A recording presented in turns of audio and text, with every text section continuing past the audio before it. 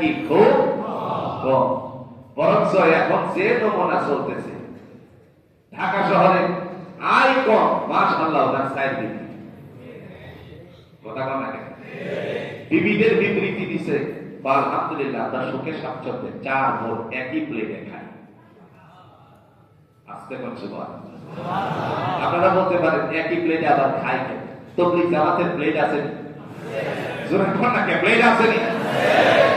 একজনের ঠেলা দিয়ে আরেকজনের গোশতটা দেয় না, ভুল বলছি? 4 বোন এক প্লেটে খায়, তার মানে বোঝাচ্ছে একজনের আরেকজন ঠেলা দিয়ে গরু গোশত দেই, মুরগির গোশত দেই, আমরা খুব মহব্বতের মধ্যে আছি। ওরে আল্লাহ রে, যুবক করতে পারে না একটা, হুজুর করছে চারটা, কি কামড়াটা করছে। আমার ভাইরা, যে কথা বলার উদ্দেশ্য,